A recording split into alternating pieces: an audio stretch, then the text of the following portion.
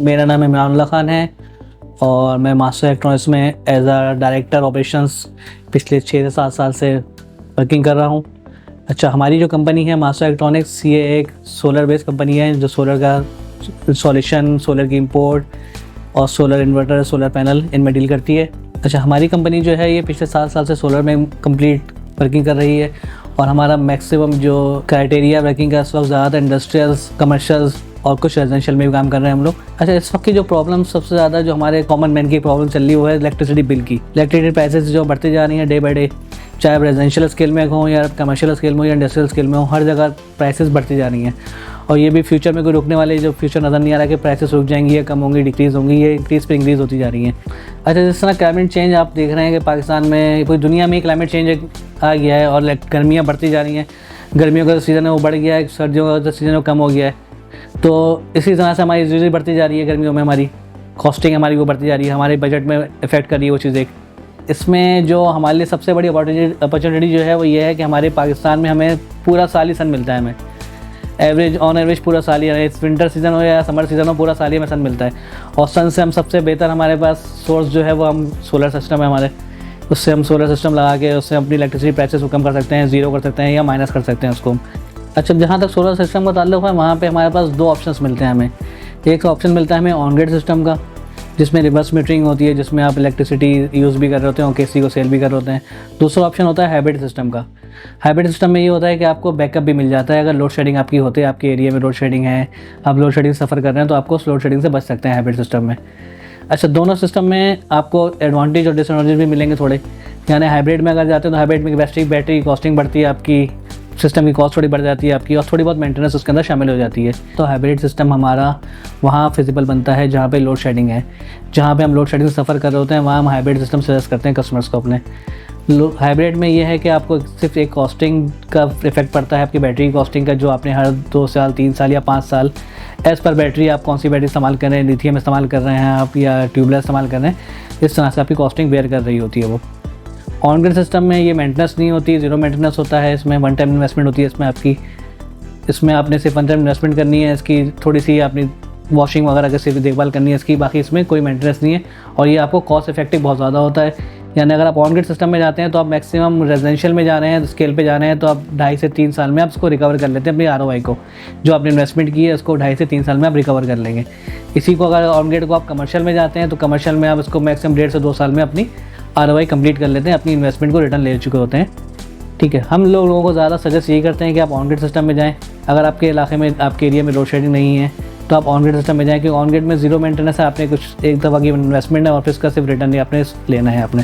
Solution देखें हम इस तरह से देते हैं कि जैसे हमारे पास कोई कस्टमर आते हैं जैसे, तो हम सबसे पहले कस्टमर से उनका बिल पहले चेक करते हैं, उनका इलेक्ट्रिसिटी बिल कितना आ रहा है, कितने यूनिट्स का बिल आ रहा है उनका। फिर हमारे इंजीनियर्स उनके घर पे जाते हैं या उनकी फैक्ट्रीज़ या इंडस्ट्रीज़ जैसी भी हैं वहाँ जाते हैं, उनकी साइट विजिट करते हैं। साइट विजिट करने के बाद उनके डायग्राम वगैरह चेक करते हैं, हम उनकी डिज़ाइनिंग चेक करते हैं, किस तरह से सिस्टम उनको हम सजेस्ट कर सकते हैं। ये सिस्टम हर कस्टमर के हिसाब से डिफरेंट हम सजेशन देते हैं। हर कस्टमर को हम उसको उसके हिसाब से उसको सजेशन देते हैं कि उसको किस हिसाब से फिजिबल, ताकि उसकी कॉस्ट कटिंग भी रहे उसके लिए और उसकी रिटर्न ROI भी जिसको जल्द से जल्द उसकी मिल सके उसको, और उसकी एफिशिएंसी भी उसको बेहतर से बेहतर मिल सके। अच्छा जी, तो इससे साथ फिर हमारा जब आपसे क्लाइंट से हमारा सिस्टम डन हो जाता है, सारी डिज़ाइनिंग कंप्लीट हो जाती है, उसके बाद हम अपनी इंस्टॉलेशन स्टार्ट करते हैं। हमारी इंस्टॉलेशन तो maximum within 15 days 20 days में installation as per site, as per system, कितने किलोवाट का सिस्टम है, कंप्लीट हो जाती है। उसके बाद फिर आपका प्रोसेस शुरू होता है एक नेट मीटरिंग का प्रोसेस, जो नेट मीटरिंग आप KC से हम आपको करवा के देते हैं। हम KC के अप्रूव वेंडर हैं, AADB से अप्रूव वेंडर हैं हम लोग। ये नेट मीटरिंग का प्रोसेस सारा हम आप करवा के देते हैं। हमारी टीम आपसे रब्ता करती है, आपके बिल्स वगैरह लेके, आपकी कॉपीज़ वगैरह NIC डॉक्यूमेंट्स जो हैं वो लेके KSC में हम आपके सबमिट करवाते हैं। टोटल ओवरऑल स्टार्ट से एंड तक हम उसको फॉलोअप करते हैं। इस प्रोसेस में तकरीबन आपके 60 से 90 डेज़ लगते हैं इस प्रोसेस में आपके, जिसमें आपका मीटर चेंज होना है तो मीटर चेंज होना, या आपका नेपरा से लाइसेंस आना है तो लाइसेंस आना। इस प्रोसेस में 2.5 से 3 महीने में ये काम आपका कंप्लीट हो जाता है आपका।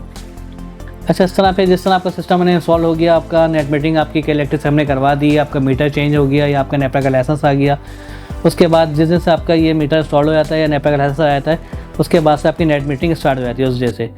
इस वक्त के बाद हम आपका फिर सिस्टम 100% ऑन कर देते हैं। आपका जनरेशन आपको चेक करवा के इसकी 100% इसकी और उसको जनरेशन पे वर्किंग शुरू कर देता है। डे टाइम में जो इलेक्ट्रिसिटी जनरेट हो रही होती है वो फर्स्ट आपकी प्रीमिसेस को पहले फीड कर रही होती है, उसकी फीडिंग के बाद जो आपकी इलेक्ट्रिसिटी बच रही होती है वो रिवर्स के इलेक्ट्रिक के मीटर में जा रही होती है। वो इलेक्ट्रिसिटी आपके लिए रात के टाइम पे जो आपने नाइट के टाइम पे जो आप इस्तेमाल कर रहे हैं उसमें एडजस्ट हो जाती है।